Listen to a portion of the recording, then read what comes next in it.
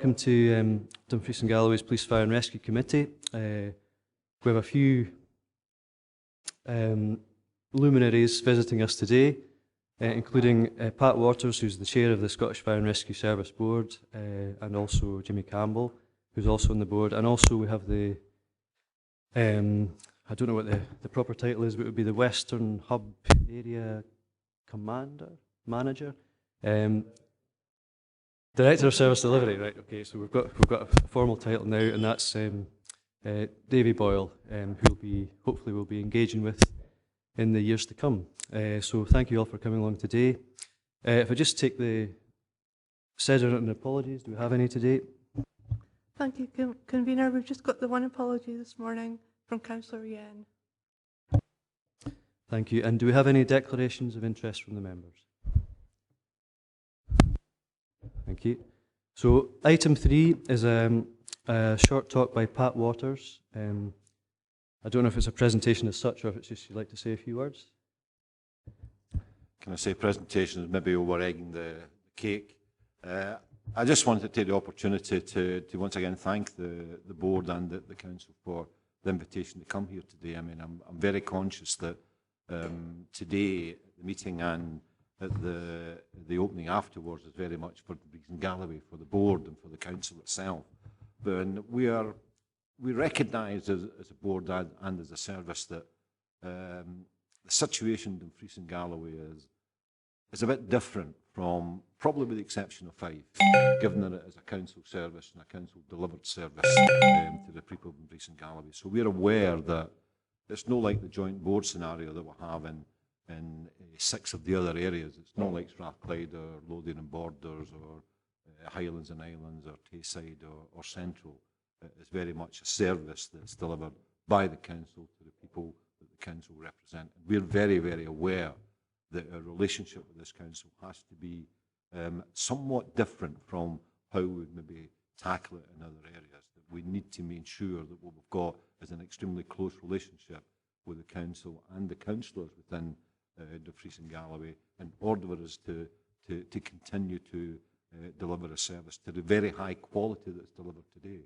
We know we've got a job ahead of us to actually keep up to the standard that's expected, not only by the council but by the people of Dumfries and Galloway.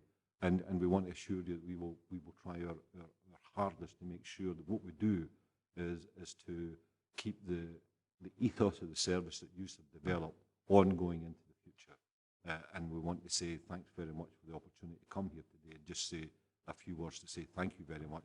Perhaps, you know, like say at April, we're going to be handed a service that you're proud of and that we're proud of. And we want to make sure that in the future that we're proud of it and you continue to be proud of it. So thanks very much. Thank you, and thanks for, I think, acknowledging the unique nature of Dumfries and Galloway. Obviously, there's very particular strategic and operational needs that we've always strove to meet here, and obviously as a board we've always tried to fully support what the Fire and Rescue Service has wanted, because they know best effectively how to deliver the service in the region, and it has its unique challenges, quite different from the rest of Scotland. So thanks very much for acknowledging that, and hopefully we can speak a bit more about that at the Operational Development Centre. Thank you. If we go on to item 4, it's the Fire and Rescue Capital Monitoring Report by the Chief Officer. I'll just hand over to Hamish. Thank you. Thanks, Convener.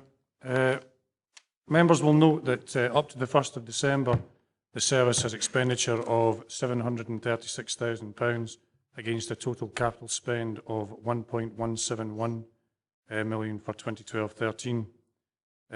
One of the couple areas I'd like to point out to you is that this figure includes the £100,000 extra expenditure on the Operational Development Centre that members agreed to in the meeting of 11th of October. And rather than take this extra money from reserves, what we're proposing to do is to offset this of the underspend within the revenue budget going forward. All the identified projects that you see within Appendix A are on track or have been completed with no significant variances either at the time of writing of that report or at this time. And I'm happy to take any questions that you may have with regard to detail.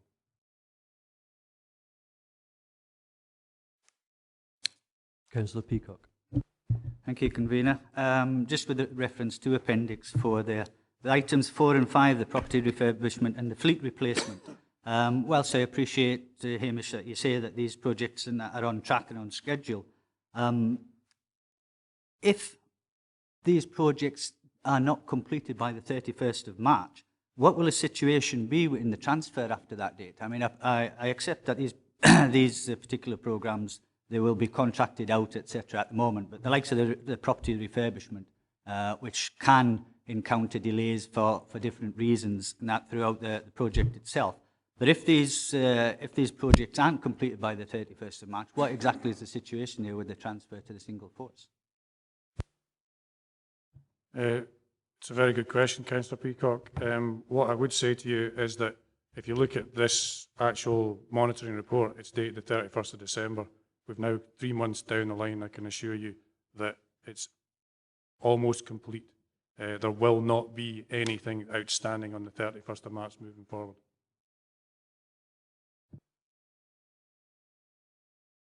Councillor Nicholl. Yeah, thanks, Convener. On item 1, training tower tender accepted. Will it be built by the end of the period, end of this month? I think you're joining us up at the Operational Development Centre. You'll find a crane and a whole pile of Meccano that's currently being erected as we speak. It should be finished within the next 10 days. I'm glad it's not finished because I don't want to go to the top of it.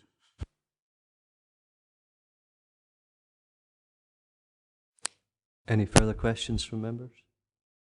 Okay, that being the case, are we happy to note the capital expenditure as described and that there are no significant variances at the time? Thank you.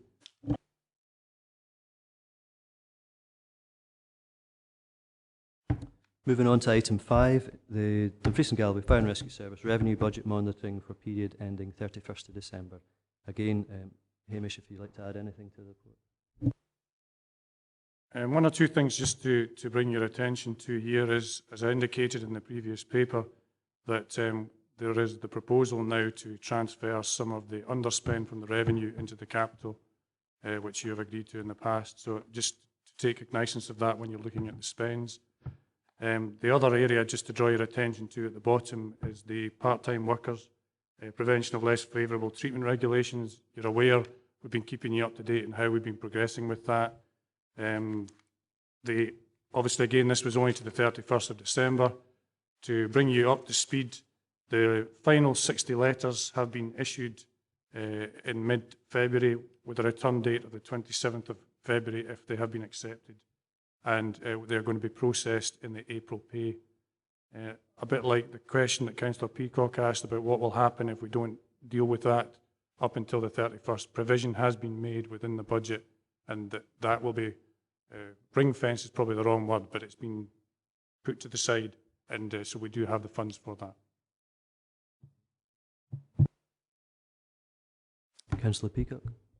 Thank you, Convener. Yeah, just on the back of that, Hamish, can you confirm what that funds would be at the moment? Because in the papers we have an estimated cost, but now you'll have a more precise figure. Again, as we've explained in the past, it's very difficult to give you an absolute exact figure. We've tried to do our best. As it says in, I think it's 322, you know, grossing up the PAYE and national insurance contributions is difficult until we actually have an agreed position. But it will be circa 23,000, 25,000, somewhere. But we have the money to do it. Councillor Ogilvie. Thanks, Chair. It's the first bullet point on 312, operational staff. As we know, we rely heavily, very heavily on retained staff. As of the 31st of April, you know, you don't call it ring fence, but you'll carry some because you get peaks and troughs in demand. And as you say there, it's a demand-led service. So going forward, I mean, we haven't seen the plans yet of how we would fund going forward. Is there plans for to have a residual sum of money so that it hit the peaks? I was at an information session yesterday where the Chief and the Head of Finance, etc., gave us a presentation of how things were going to move forward. Some of the things I've taken away from that is that Dumfries and Galloway and under the local senior officer, Neville at the back there, will have a dedicated budget for delivery of all services within Dumfries and Galloway, so he will have control of that. The one thing that the service does not have, it does not have the ability to maintain reserves. So it has a budget, and each year that is the budget. What we will strive to do within the West delivery area with Mr. Boyle and myself is that we'll look at where that activity in certain areas increases or decreases, and collectively we'll manage that within the West area. It's very hard to give you a definitive answer on how that will be done, because it will be about us working as a team to make sure that we're able to absorb these peaks and troughs when they come along. Is it fair to say that the budget, the new budget or a budget going forward, would recognise that there is spikes? I'm not aware of the budget as yet, the actual figure. I have spoken to other local senior officers who have been involved in this sort of area before. Argyll and Butte, for instance, is very heavily retained, and spoken to him about it, and he says it is a difficulty, it is something that we have to manage, but there is a way in which they've done it in the past, and we will adopt that here as well. Councillor Forster. Thank you, Chair. Somebody has to ask a silly boy question, so I may as well be the one to do it, especially present company amongst us today. I'm quite confident that Dumfries and Galloway are handing over a first-rate division. We've got good facilities, we've spent money leasing new equipment, everything's tip-top condition. Perhaps Mr. Waters could tell us, have the other fire authorities, are they passing over equipment and machinery in as good a condition as we are in Dumfries and Galloway? In other words, is the new Scottish Police Force, once it's up and running on the 1st of April, going to be a comparable standard to what they're inheriting from Dumfries and Galloway?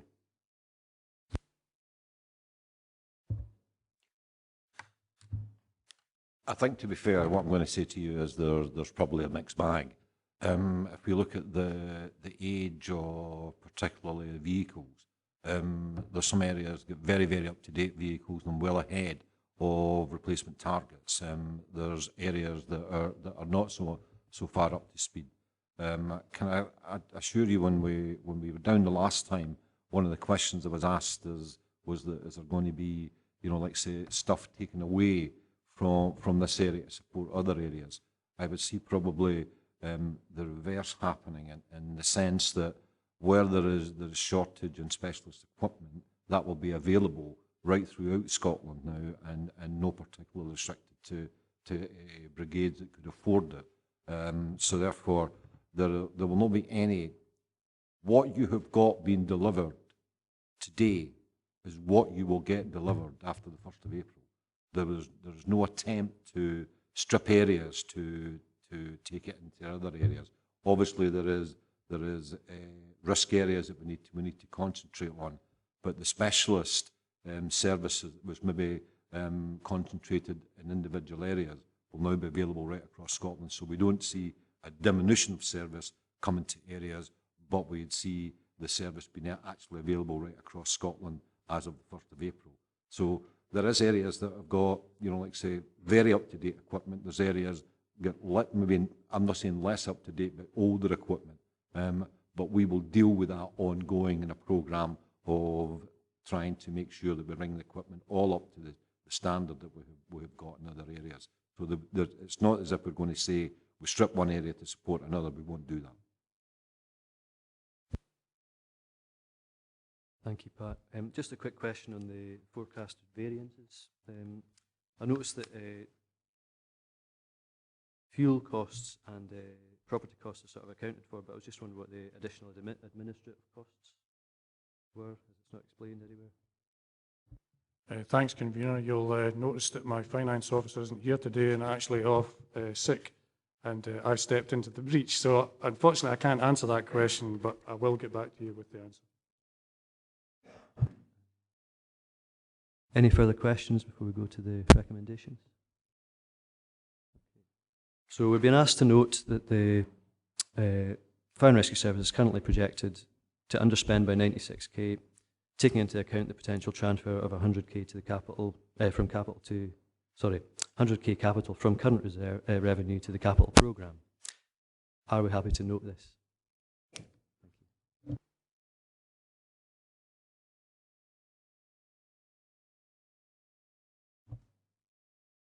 Item 6 is the quarterly performance report, and this is really to advise members of how the Fire and Rescue Service performance has been doing against the key targets and indicators. Are you happy to speak to this, Hamish? Members will note this is what we bring to you every quarter to provide you with our performance statistics, and there is some areas that I would like to bring to your attention or make note of. Within the fireworks, you'll notice that our ability to respond to flooding incidents is shown on the front page.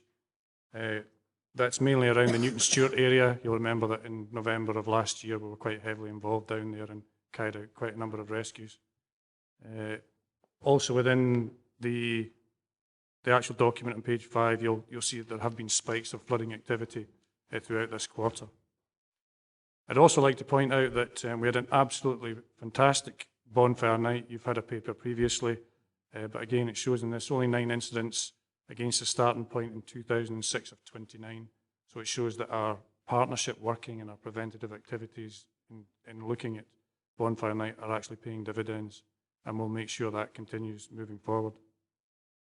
We've also got excellent results on the 4 indicators which measure antisocial behaviour on page 5. Again, this is a great result, and it is about partnership working. It's not about fire working in isolation, but it shows that our collective efforts are again proving dividends.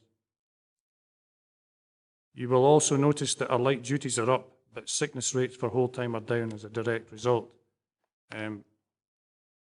Light duties is a strange indicator in that you'll look, when you have a very high set of light duties, it looks like it's a negative, but it's actually a positive. We're actually getting our people who are on the sick back early and getting them engaged and back into the workplace.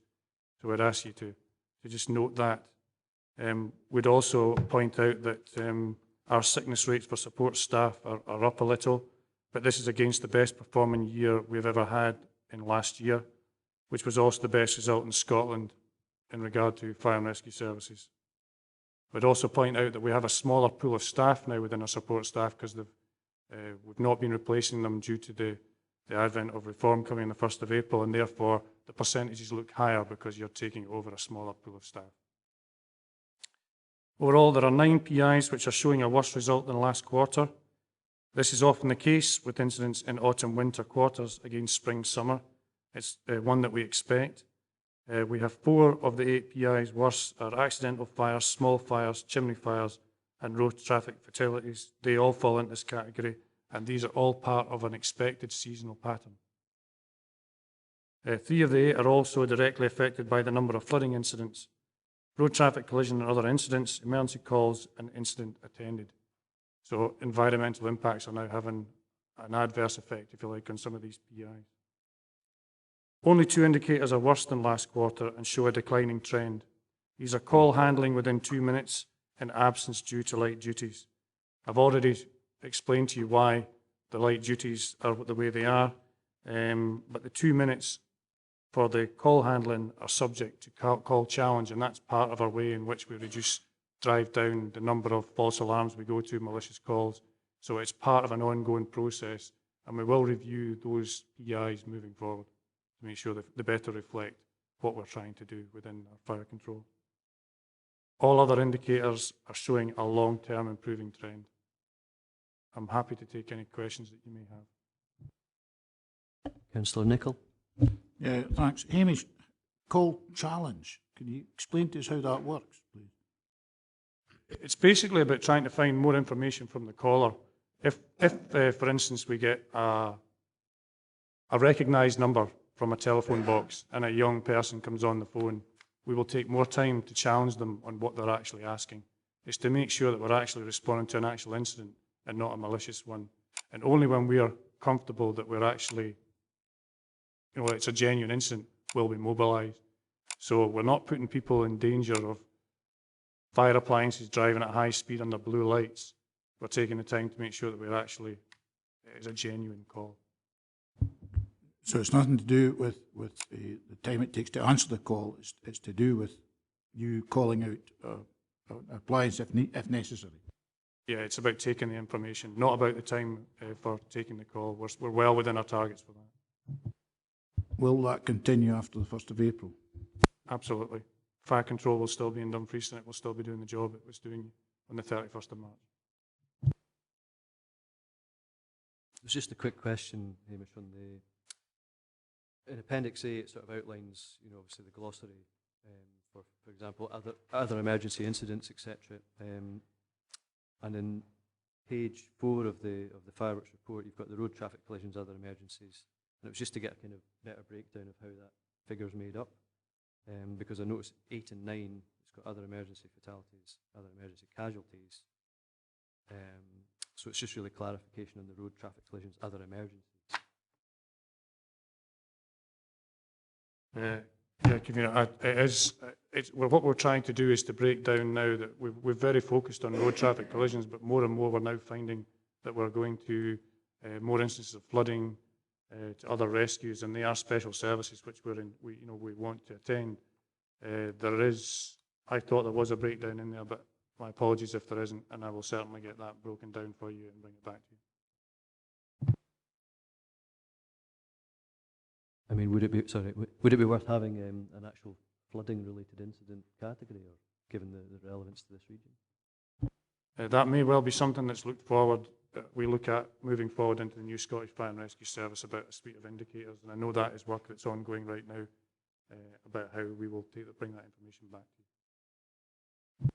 Councillor Peacock. Thank you, Convener. It's just Hamish actually just touched on it on the back of his comments there.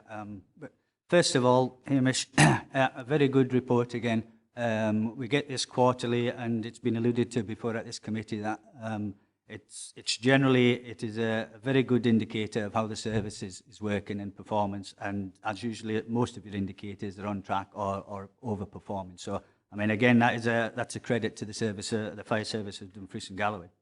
My question, Convener, is more related to Mr. Waters, as if to say that because we are produced with these reports and these indicators of performance indicators on a quarterly basis, and I was just wanting to know if the new service has already got a monitoring system in place for moving forward, and to what sort of detail that will come back to us as a local authority and possibly even down to area committee level.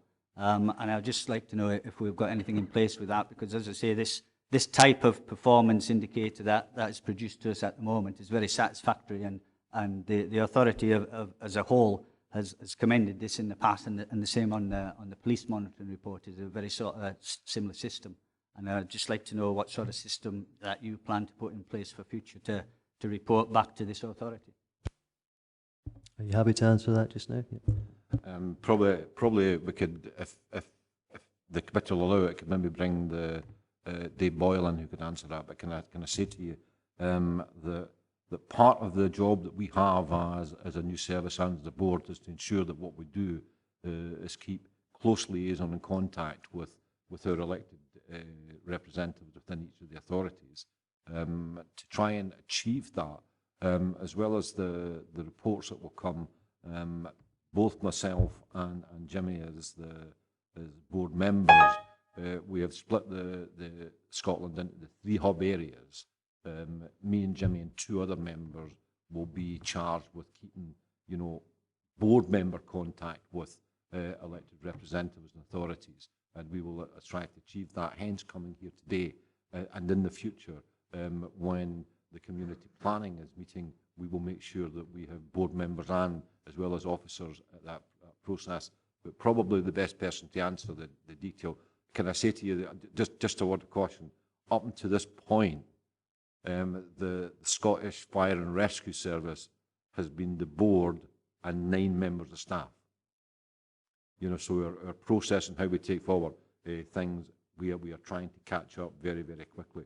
We know that the processes that are here at the present time, people are very comfortable with, and we'd want to ensure that we try and keep that sort of process going because people are familiar with it. But if the board would allow, maybe Dave could come in. If you're happy to do that, Davey, are you okay? Thank you, Convener. And just in Pat's last comments there are probably the valuable. Things are in place at this moment in time and they're working well. I do apologise for speaking from behind you here.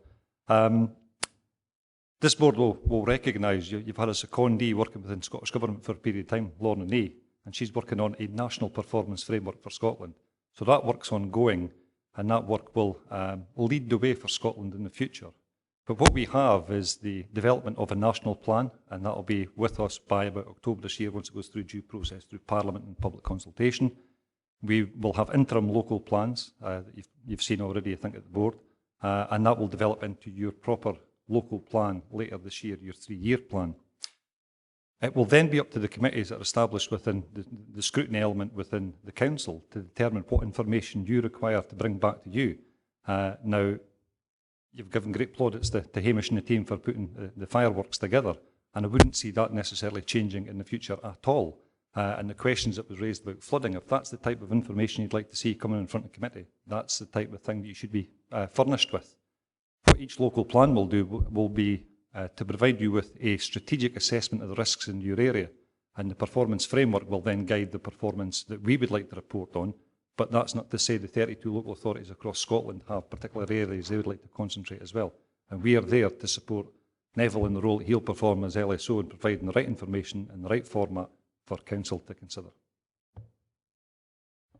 Thank you, Davy. Councillor Syme first. Just on that, Chairman, thanks, Hamish, again for another very good report. I was wanting to sort of register this today. There was an incident in Sanker the other week there with a heavy goods vehicle again, and for a long, long time, I can't mention the incident because we don't know what caused it yet. But if that incident had been 2 hours later on, we were talking about a major incident. And we've battled for a long time for the speed of heavy goods vehicles coming down through these settlements. And I would look to Hamish and his team to support us in the future. And just when Pat's here as well, for the likes of dealing with Transport Scotland and other agencies, hopefully with the new force, we've got a wee bit more force in dealing with these and trying to get these issues sorted out. I know we're looking at you today the way you've dealt with things, but I do we also have to look at risks as well for the future that do concern all the emergency services. So I would look for the support in that area to have a look at the speed these heavy goods vehicles are doing through the villages, because the lights in Kirkconnell, you've actually got houses right next door to the A76, and if the same thing happened as what happened to Sanker a fortnight ago, you would have demolished about 6 houses. So there is a concern, and my constituents constantly complain about the speed that these vehicles are doing, even through the daytime, but more especially at night. So I hope the board and the committee today just could maybe take that on board and record it, because I think we're going to have a fair bit of work to do in this, because we've been battling it for a while, but the situation is getting worse. Thanks for your time. I recognise your concerns, Councillor Simon. It's something that I have been aware of within the Road Safety Partnership, which I've chaired now for the last 2 years. That has also been a concern of one of your other councillors, Councillor Dempster, and I've had meetings with him about that. What I can assure you, within a community planning environment, community safety environment, that the Fire and Rescue Service will be fully involved moving forward, and therefore these sort of issues we will still be sitting at the table and providing our support and our guidance in that area. So we will still be on the Road Safety Partnership, although not in the chair at this point, but share your concerns, particularly on the A76, where it is becoming more frequent. And I believe there is one on the, I'm trying to think, the A701 today as well, where there's another one off. So yeah, it is a concern for all of us in the area. Just a comment on obviously the fireworks report. I think, as Councillor Peacock has alluded to, we're quite impressed, and it's very easy to digest information. I was just wondering, do you know how you see these barcode type things that you scan to access? It's a bit of a technical question.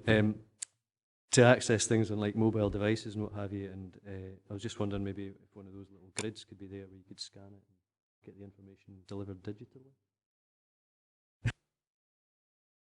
Convener, I can see your techie background coming out at the moment, but it's certainly in terms, we always ask for feedback on how to improve, and I will take that back to my ICT department. Well, actually, the Director of Service Delivery West appears to have an answer, so if you don't mind, I'll pass them across to you.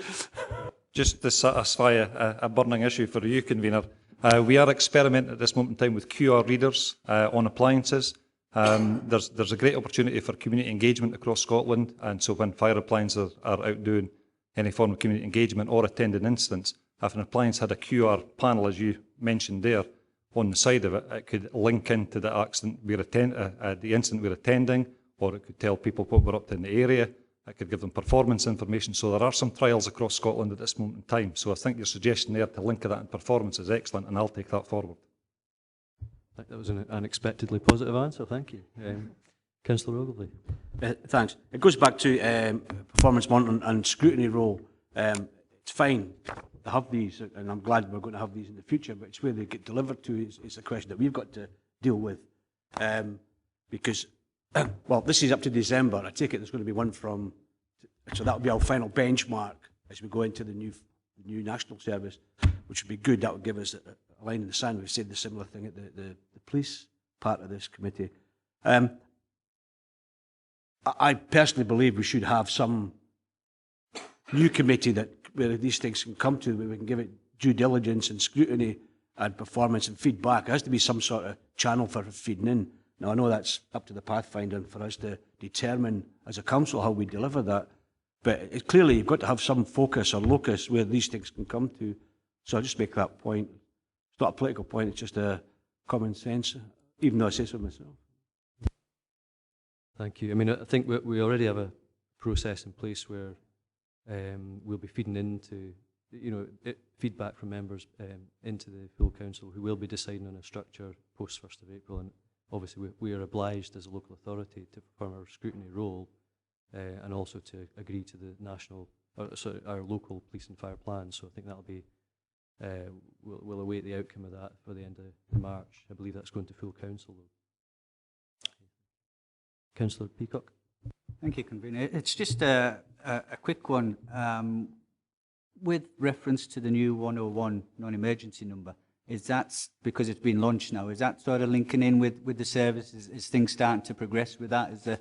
Have you had much sort of responses from that now to your particular service? I know that the police may have a different sort of response, but because probably most of the calls will be directed that way. But just to see, because it has been launched now, although not many of us know that it's been launched because there's not been much publicity of it down in this area. We're not local to STV, so we've had very, very little publicity on that new number down here. So I was just wondering how it's performing with the service. I have to say that 101 emergency number is for police only. It's not something that we have looked at as yet, but that may come in the future. But at the moment, the numbers and the way in which you contact the Fire and Rescue Service remains exactly as it was previously. Councillor Syme. Thanks, Chair. Just in the point that was made there on communication with the public, I've still got people coming up to me with the rumour that Sanker Fire Station's getting shut. A lot of people, we're about 3 weeks down the line now, and a lot of people are still a wee bit unaware of the whole situation of the single brigade and the single forces.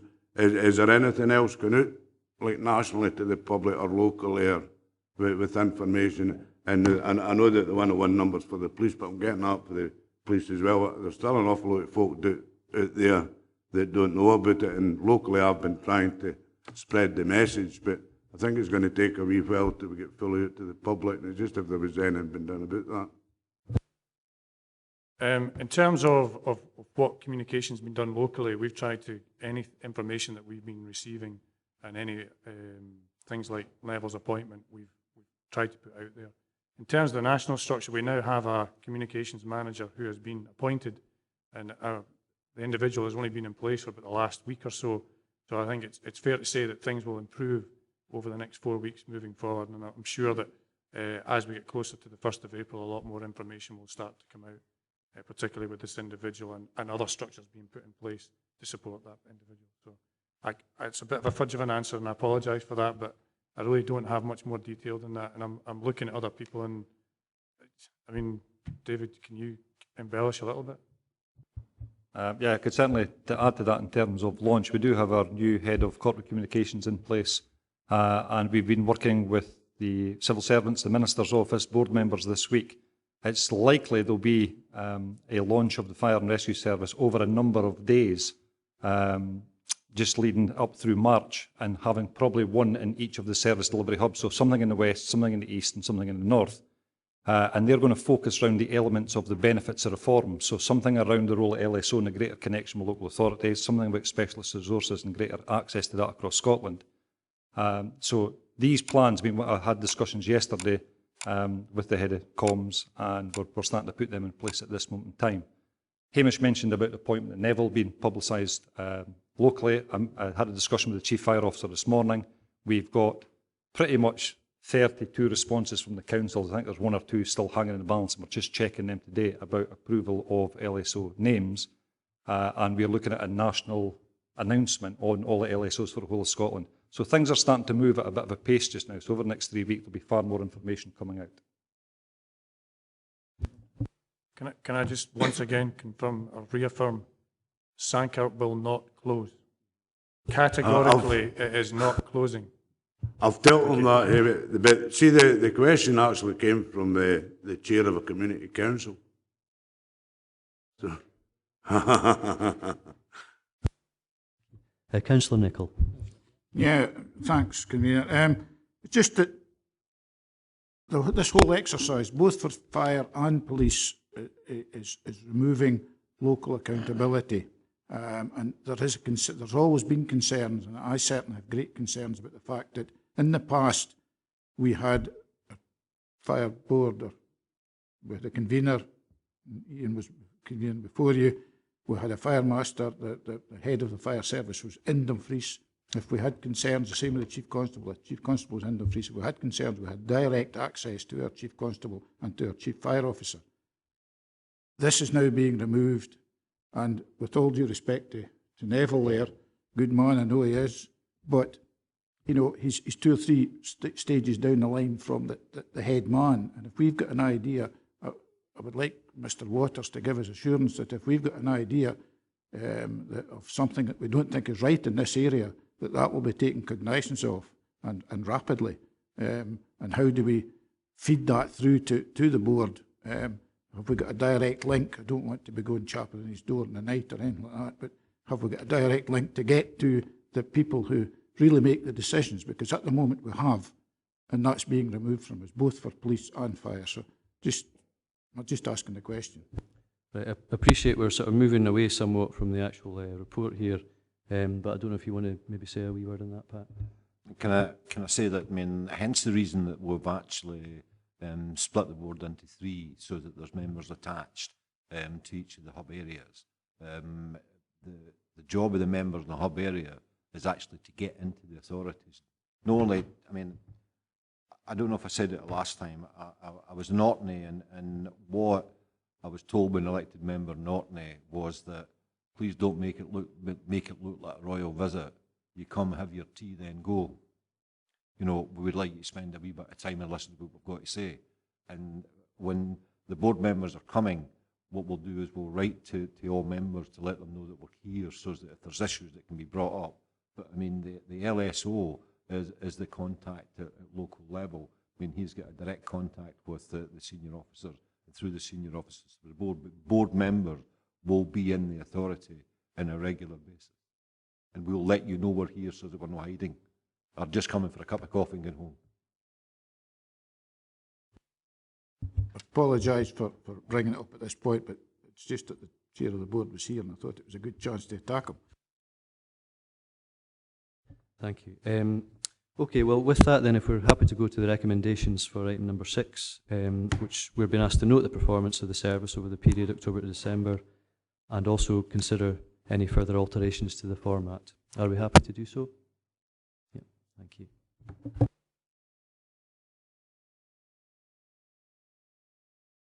I have no further business, so the meeting is finished. Thank you.